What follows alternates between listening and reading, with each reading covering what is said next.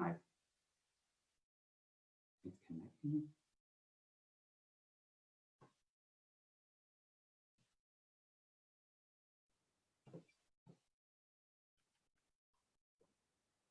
All right, we are live. Hello, everybody out there in Facebook land. This is Kevin Hunting with 2 Steps Forward Coaching and Lauren Weinreb with LBW Coaching. And we are the K&L Effect. I forgot music. The second week in a row. Do you want to be coached around why you're forgetting? I'm not doing that. No, you have 3 minutes until everybody shows up because that's true. I can't wait for the world to show up. We are here. We are waiting for you. We love you. You don't know how much we love you. And you're not even here yet. We get bombarded with people. And so maybe we should take a second to have some intro music. I am techno not. So you want me to? Hold on. Yeah, I can do it on my phone, I think, but. So what would you do? Oh, this is nice. We should come on 5 minutes early. So if people want to join us, we can. I mean, look at the waiting room already. It's ridiculous. Please take a seat. Please, everybody, there's space for everybody. Relax, get a drink, go to the concession stand. We're actually giving away free lattes. All you have to do is drop the K&L and that's it, free latte. Give them the password, which is K&L Effect, and you can receive a free cappuccino, latte, or what's the other drink? Cappuccino, latte. Frappuccino. There's a couple. Like, I'm sure we're forgetting some because there's like a million drinks. But we are ready here to serve it up. We are going to serve you some amazing information today around the idea, again, of assumptions, which is, again, just our thoughts playing tricks on us. May I? Yeah. So just in case this is the first time you're joining us, Kevin and I have been talking about blocks, our GALEs, our gremlins, assumptions, interpretations, and limiting beliefs. We are now on segment 3. We've done limiting beliefs, interpretations. This week is assumptions. So if you're just tuning in, just catching up, that is where we are. You can always go back and catch our other shows and get caught up. Thank you so much for doing that summary. And then just a quick forward, which we'll do at the end, but I'll put it out there now because I know you're going to want to come next week when we talk about the biggest, baddest, and sometimes most challenging inner block, which is called a gremlin. And so we'll probably name it something else. Gremlin is, it's called a gremlin and that's how we learned it, but it could be, you could call it the beast. You could call it a dirty bastard. No, actually, I embrace mine with love, so I wouldn't. I would. Okay. I call mine my little G. Well, there you go, my little G. My little G. So, all right, we're at the top of the hour. Let's just see, like, if you guys want, add some. If you're watching right now live, please feel free to step in and ask us any questions you may have because.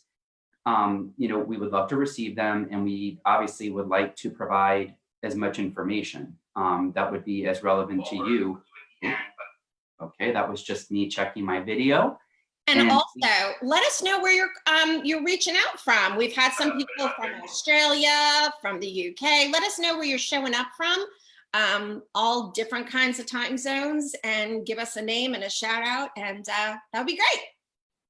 All right, so let's go ahead and get started. So again, today's topic is what's called assumptions. And as we always do, we try to provide a brief idea of what it is. Like, what does an assumption mean? And really an assumption is pretty self-explanatory because when you say the word, by definition, that's what it is, which is this expectation that because something has happened to us in the past, it will happen again. Sounds very simple, but we walk through, again, every single day of our lives, all of us are walking through every single day making assumptions. And so what we could do is let's start off by giving a few short examples of some just general assumptions. And then if you'd like, we could dive into some very personal ones that perhaps you've had or I have had. And again, they could be recent or more historical. And again, if you're watching, please feel free if you would like to be able, maybe share some assumptions that you currently are experiencing in your life. And so what are some examples that you would put out there? I live in the world of assumptions. I'm married 28 years, I think, 28. And I have had 23 years of children. So my life is filled with assumptions. I can ask my child to do something, and because they haven't done it the last 42 times, I decide that I'm going to get angry and approach them in frustration as I ask them to do something, because they're just not going to do it anyway because they never do it. Mm-hmm. Very not a good mommying thing to do. It's what we do because we're normal, we're human, but to be aware of it is kind of the first step so that you can kind of step back and say, well, I do that. I think another great one, which is, I think, so commonplace, and I hear it a lot, and I think I've even said it to myself perhaps in the past, is that, because I will never be able to love again, as my heart was broken already by one individual. So if I give my heart to somebody else, and give that love to somebody else, that it's just going to be broken. So that's one I think a lot of people in terms of relationships can sometimes find themselves attaching an assumption to, which really, again, if you break that down, then all it really is going to result in is perhaps anyone not having the possibility of love, which if you just think about it that way, it's, well, everyone deserves love. I mean, if that's what you want for yourself and that's what you want in your life, then of course you deserve love. And so why would you want to tell yourself like, oh, I'll never give my heart away again because it was broken? And also, the reason that we bring up assumptions is because those assumptions are what block you from moving forward in life, in relationships, in your job. I've applied for 4 jobs with the company already. I haven't gotten them. Why bother? Mm-hmm. Why bother? So that's a really good one.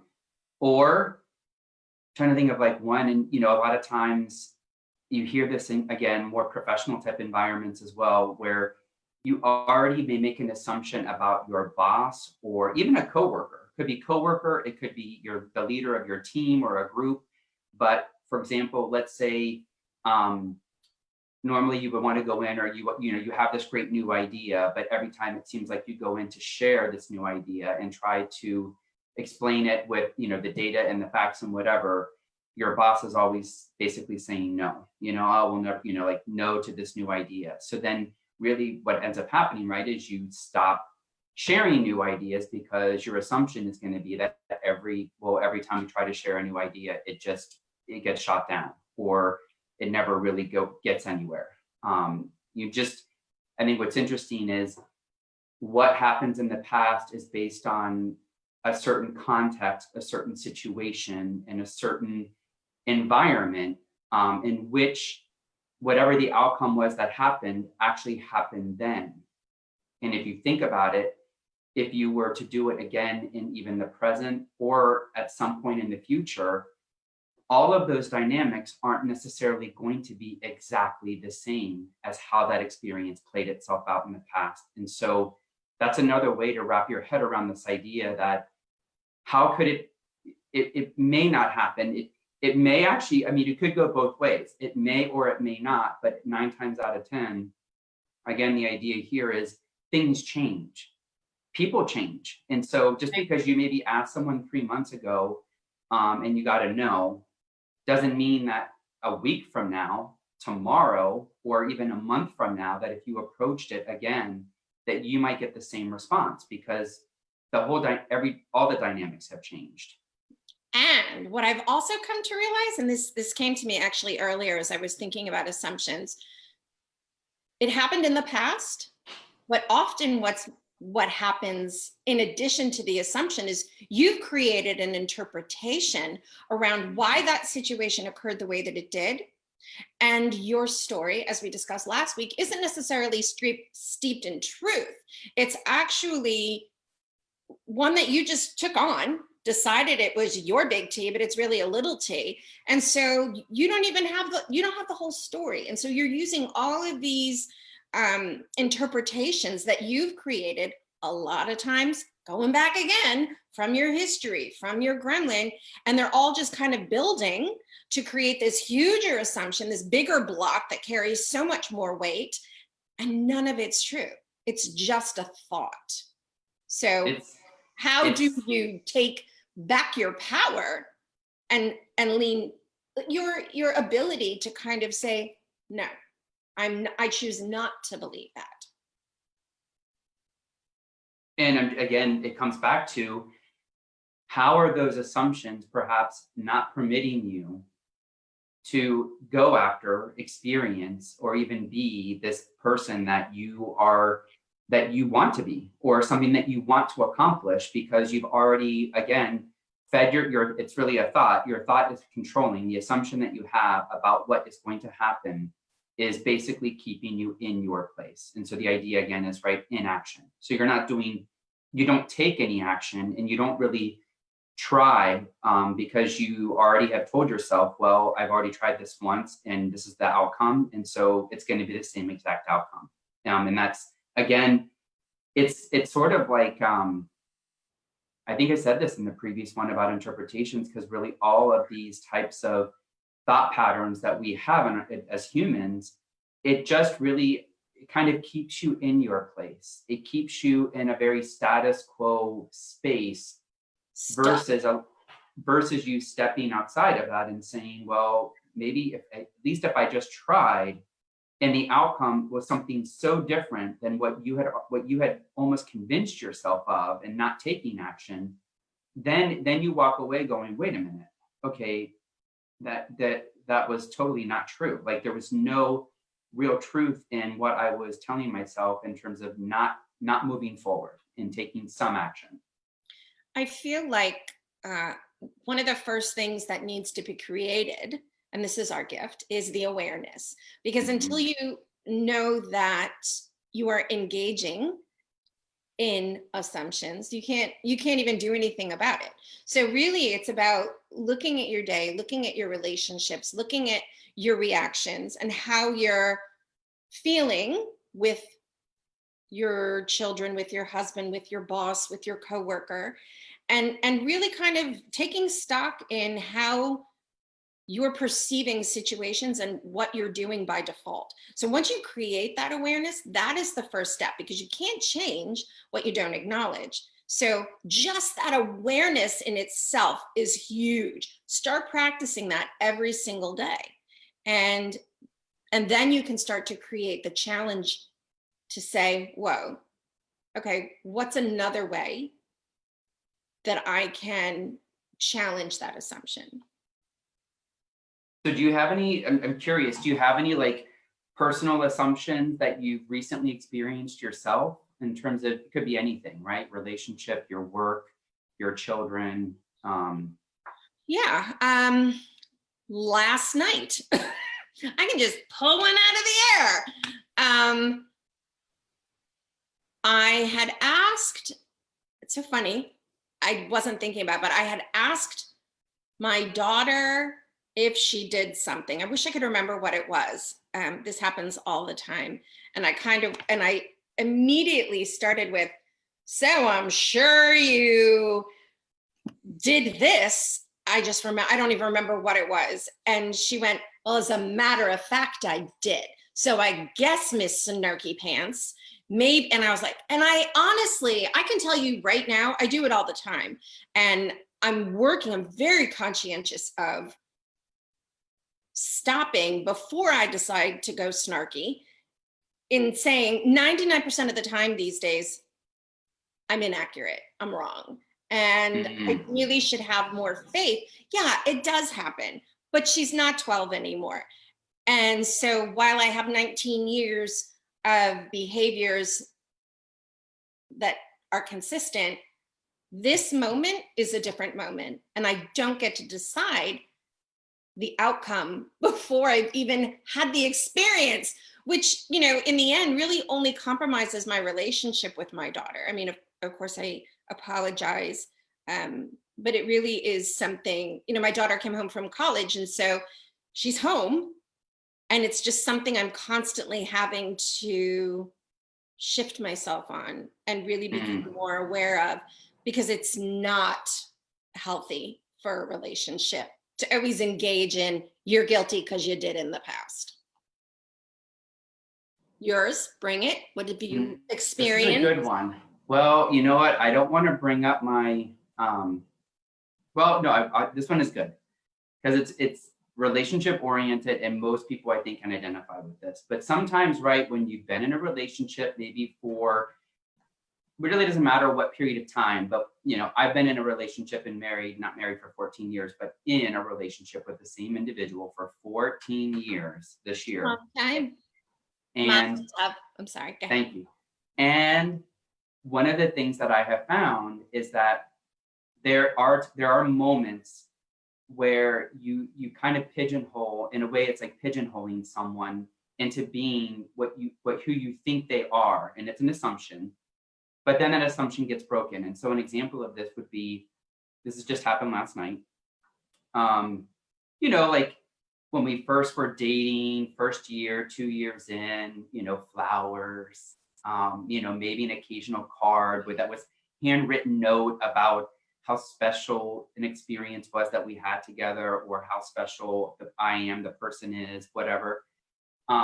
You know, and then over time you're like, you know, oh, I never get, you know, I'll never get like flowers again. I never get like the occasional card, or that little something special, right? That little something simple, that's sort of this acknowledgement of the beautiful union and the love and whatever that you share with the person that you choose to share your life with. And so lo and behold, like sometimes I do think that. Sometimes I have that mentality where I'm like, you know, God, there's never any flowers anymore. There's never any. And then last night, Jonathan comes home with this, unbeknownst to me too, because I didn't find out until the morning. But I was already in bed, and he was handwriting a card that he had bought for me in celebration of a milestone that I had reached. And I didn't see it, but this morning I was making my coffee and getting things ready. And then I looked over at my computer, and there was a card laying on the keyboard of my computer. And I was like,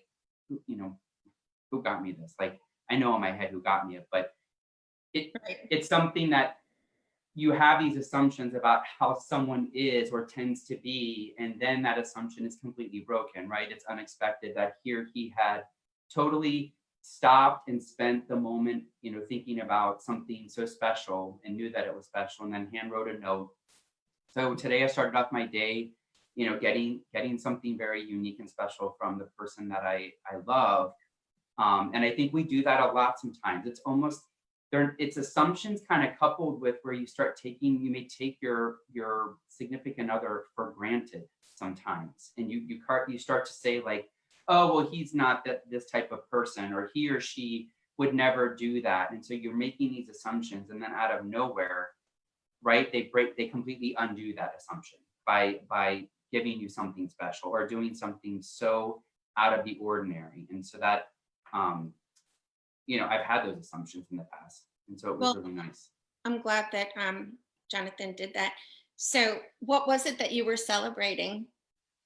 So I was celebrating. It's funny that you should ask, and thank you. I just received my certification, my CPC, which is a certification as a professional coach from IPEC. And so it is official. I have spent the past 8 months, you know, pursuing this dream, and that is sort of it was the final major milestone to reach. And so it's very happy. And obviously I've met this beautiful woman that you're seeing on the computer screen right now through IPEC. And there are so many beautiful people that I've met along this path and this journey. So anyway, back to assumptions. Hold on. So now step one is to create the awareness, to understand what it is that is so common, It's just what we do. So here's this amazing gift. This is what it's called. Create your awareness. Look at your day. Now, what do you do to disempower assumptions? So one of the main things that we've always talked about in the past is if you can catch yourself, the first kind of thing is to sort of stop yourself in the moment when you can recognize that you're telling yourself an assumption. That would be the first step. Is that's along the lines of what, Lauren, you are obviously mentioning, which is that awareness piece. And that's why it's so critical, is because you can then catch yourself and sort of challenge that assumption. And the way that you can challenge it is simply asking yourself a question like, well, just because that happened in the past, what makes me think that this is going to happen exactly that same way again? Just by stopping yourself and challenging why you are believing what you're believing, you're able to catch yourself. And again, it takes practice, because the default is to always go to those places where these inner blocks are so powerful. And we've talked about it in the past too with interpretations, that it's to build that awareness really does take a lot of practice and a lot of commitment to yourself, in terms of recognizing it first and then sort of stopping yourself before you allow yourself to make a decision, or actually not make a decision is probably more like it, based on that assumption. I actually wrote something down this morning while I was drying my hair. After you've created that awareness, I think what's hard is there is something inside of the relationship, no matter what the relationship is, that is not in alignment. And so the assumption is the block, the awareness, but then what you want to do is say, now, how do I really clear the block? What if that story that you tell yourself, for example, not getting the job, whatever it is that you're holding that's allowing that assumption to come forward, what would it look like if you could clear that out, that interpretation behind it, and you leaned into the relationship a little bit more to clear out that interpretation, and you lean into that discomfort, because you're walking around with two hands full of thoughts that are completely not true, and it's very heavy. So what if you said, okay, so I'm having this, I've applied for 2 jobs. I'm curious what it was why was it that I didn't get that position? Maybe I could have a sit down with my boss, because if you think you're uncomfortable having that conversation, really think about how uncomfortable you are walking around thinking you're never going to get a job. So I'm not sure which one you want to walk around with, but which one is going to serve you more powerfully in the end. And you could even do that, with your children. I mean, I do, and my kids have actually had to do that with their father. Another person was sharing that with me. Well, Daddy, I've tried to talk to Daddy. Why bother? He hasn't listened. And I said, well, your relationship is forever. You love each other, and Daddy will get better. So what would it look like if you sat down and said, hey, Dad, I need for you to hear me. Don't just walk away. Everything should be in alignment. And it's hard and it's scary, but when you do that, you've really cleared a path and you've set space for the two of you to find a common ground, your boss, your significant other, your child. So I think clearing out the mental chatter that keeps that just encourages all of those assumptions and interpretations is part of the next step. And I think also, to me, what I've noticed with a few clients as well, because this has come up, is that a lot of times the piece where it can be very, very challenging too is the only way, like Lauren is saying, the only way to really know is by asking or finding out what the real truth is, meaning rather than letting there, and like you said, sitting with what you think is actually going on, which is just your thoughts based on a few pieces of information that aren't even, there may not even be real evidence, but you're convincing yourself of something. the way to really address it is by having, is mostly sometimes true, having just a conversation. But it's understandable. Those conversations can be challenging because they're challenging, but I think that the main piece of this is approach, how you want to approach it also comes into play. And approach and how you approach it is also telling yourself what is it like, what's your intent, right? And having this conversation. And if it's about creating understanding, finding out information, obtaining more information, then certainly you can create a space, right? It helps to alleviate that kind of conflict and fear and whatever, that, oh my God, I have to have this conversation, because you can also come from a place where you want to make it something very engaging and enriching, not only for yourself, but perhaps the other person that's involved. And so I think that's really key too. And I noticed is like how you want to approach it, because Absolutely. it can be really, those are tough conversations, as Lauren mentioned or alluded to. They are really, really tough conversations to have sometimes. And but you know what's interesting? Because I say that too, they are tough conversations. But really, why are they tough conversations? Are they really tough conversations? Or have we decided that they're tough conversations because, again, you're telling that's true. It's an assumption. That's a really good point. It's almost like that's an assumption. Crazy crap. And it's not even based on anything. I mean, it is. I mean, I think it's based more on fear. I think fear is the driver of most of our catabolic responses. Yeah. Honestly, and I'm just curious, and this may bite me in the ass. How many hard conversations have you had that have, like, where do you think, like, when you've had your hard conversations, how do they usually end up? Are they as hard as, they're hard in the beginning, but in the end, where do you land? Like, how do you think?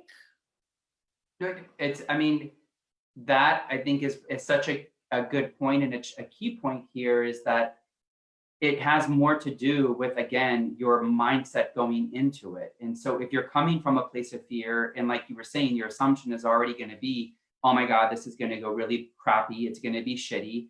There's going to be arguing and fighting. If that's the place you're coming from, well, then of course it makes perfect sense. That's probably how things will play themselves out. But being able to see it from a different angle, like what might be another possibility of how I could engage and show up in this conversation, allows you to redirect those thoughts to a place of, hey, you know what?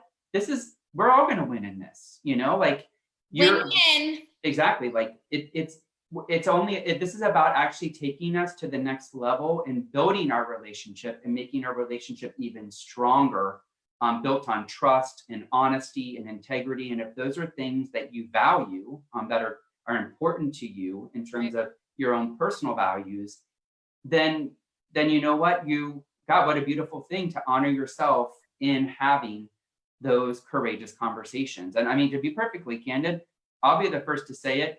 I am not the best. I think I can do it, but I sometimes avoid confrontation at all costs. I really, confrontation for me is something where it probably is an opportunity for me. I'm curious again. Feel free for people when they watch this on the replay. That's that's something that we study in our space, is avoiding confrontation. Is there anyone who loves confrontation? Well, okay, you're right. Probably most people. I mean, yes, there's more of a willingness to engage, but like. No, but what I'm saying is, I think there are people who don't come from a place where they're trying to avoid confrontation, because they're able to see it, like you said, from a place of, it's not confrontation. It's just about it's more about like, well, let's have it's about having a conversation, and a real conversation about whatever this situation could be. And especially if it's tied to something that you are assuming is actually happening, once you have the conversation, you learn, oh my God, I was totally off here. Like the person now has explained to me that it's something so different than what I had created in my mind. And so therefore you're able to, it helps you kind of expand it's funny, it's almost like you could look at having those conversations as possibilities. Like, what's the possibility here? It's how you show up. I mean, absolutely. I actually was working with somebody last week who was incredibly apprehensive about engaging their significant other in a very serious topic for them, an issue, huge. And they were so afraid. And I said, okay, so, once we figured out how to take the fear out and leaning into the faith of the other person, I was like, how likely, we went through, how likely is it that that person can't hear you, won't hear you, can't, won't. It's very different than may not like what you have to say. But I said, how you show up is so important. And if you, in any confrontation, you show up in, I'm sorry, even in work, in love, compassion, win-win, opportunity, and it's not conflict. I mean, I think that's where confrontation gets a bad rap. If you show up with, okay, and this is what I said, how do we find a place in the middle? Where is a place where both of us can win-win, or can you hear me? Person had the conversation, was so that they showed up so much more confidently. Yeah, there were some tears, but the person heard them on the other end because of how they showed up. And it made all the difference in the world. And sure enough, when you show up to confrontation in a way where you want to meet in the middle, you're more likely to have opportunity for everybody. Absolutely. Well, this has been, of course, as usual, a very engaging conversation. We have, we're coming up on our 12:30 sort of time.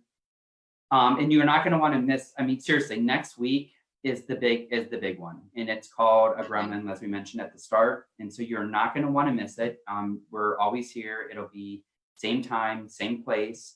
And then if you'd like, and you're watching the replay, and if you have any questions, like not even just questions about maybe some assumptions that you're challenged with right now, or even clarity around the topics that we've been discussing, by all means, please add your comments, and we will be more than happy to obviously respond, because this is really about you. We're, of course, having conversations together, but this is about you, and hopefully you find all of this information helpful.